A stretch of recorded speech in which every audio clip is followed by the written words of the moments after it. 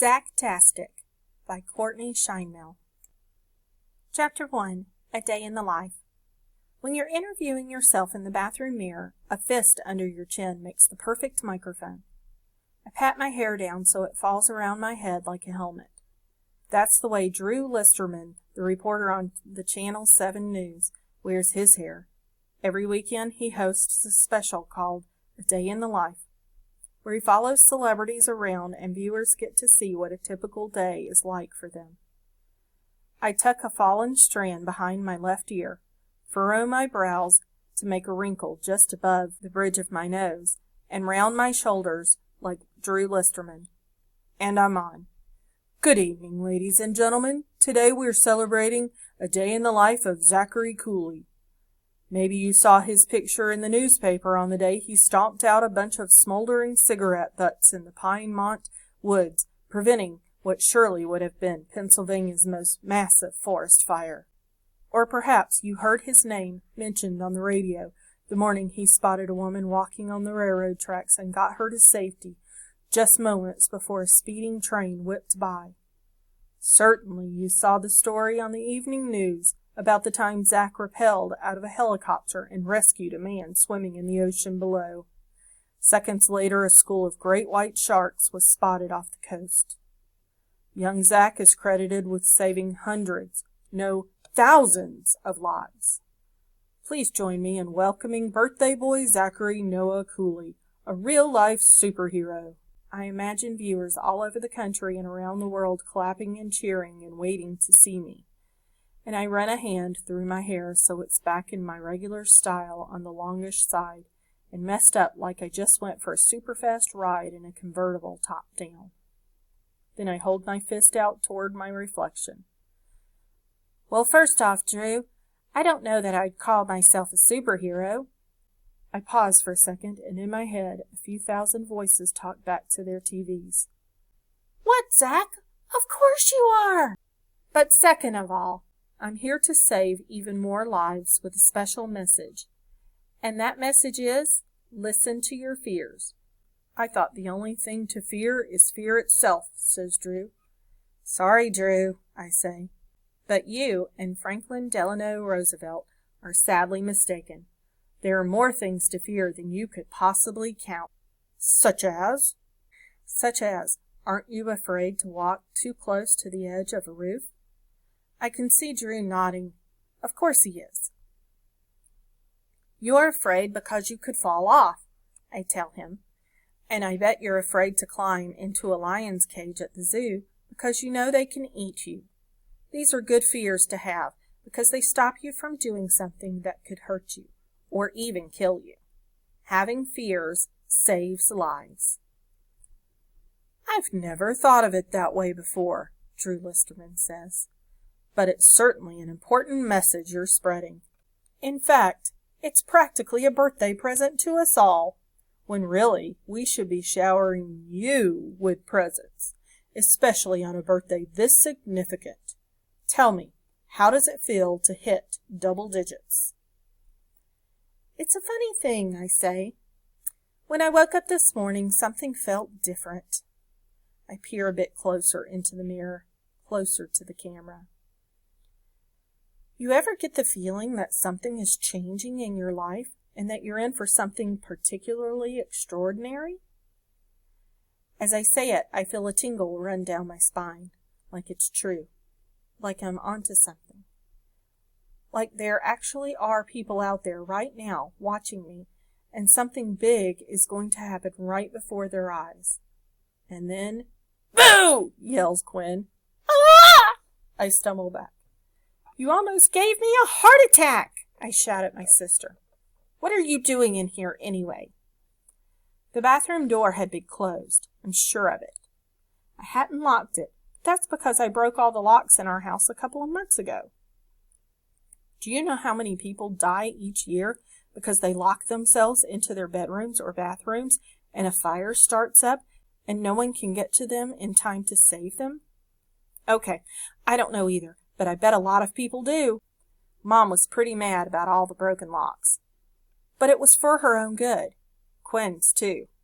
Dad once told me that the three of us, Mom, Quinn, and I were the most important people in his life, and he'd do anything to protect us. After what happened to him, it's up to me to make sure no one in my family ever gets hurt again. That's what Dad would want me to do. But never mind that, because right now there's no fire, not even the thinnest curlicue of smoke. And in the absence of a fire, we all know that a closed door means don't come in. Not that Quinn cares. She's bent in half, laughing. She laughs in a really squeaky, fingernails on the chalkboard, little hairs on your arms standing up kind of way. Her laugh is just as embarrassing as my little interview. Even worse, actually, because my interview was supposed to be private. But Quinn laughs that way all the time in public. She can't help herself. Quinn stands straight and makes a big production out of trying to catch her breath. Like it was just so funny. She might not ever be able to breathe again. You should have seen yourself. Pant. Only a grade A official nut job would talk to himself in the mirror. She pauses to take one long, deep gulp of breath. I've seen you talk to yourself in the mirror. And then I mimic her in her high-pitched voice. Quinn, your hair looks so good. Quinn, I love your nail polish. At least I'm not pretending to be brave to my imaginary friends. When the truth is, you're scared of everything. Are you sure you're turning 10 today? Because you're acting like a baby. Babies aren't scared because they don't know any better, I say. It's actually a sign of maturity to be scared. Whatever. It's no wonder you don't have any friends. I do so have friends, I tell her. Yeah, right.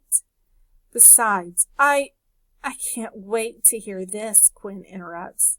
If she can't wait, she should be quiet and listen. I'd rather have no friends than to have your friends. Your friends are so... Quinn is standing there with her hands on her hips, shaking her head at me like she's the older sister. But really, we're twins, and if you want to get specific about it, I'm the older one. 7 minutes older. 7 minutes that I packed a lot of wisdom into. Your friends are so lame, I said. Oh, you got me this time, Quinn says, but she rolls her eyes, so I know she doesn't mean it. I'm so hurt by one of your dumb words that's not even a real word. It is a word, I insist. Slame. Adjective. The same amount of lame as Quinn. One day I'm going to write a dictionary of all the words that should be part of the English language. Slame is one of my best words yet. Whatevs, she says.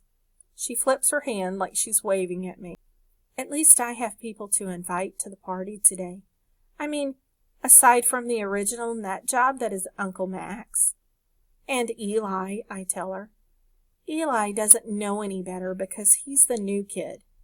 That's the only reason he's your friend at all. There are lots of reasons he's my friend, I say. Oh, yeah? Quinn counters. Name one.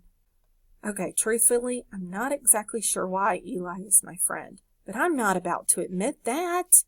There's nothing special about you, Quinn adds. Get out, I shout. Quinn looks me square in the eyes. Make me, she says. You asked for it, I say, and I make a pushing gesture with my hands, like I'm threatening to shove her or something. Man, I'd like to. She deserves it after all.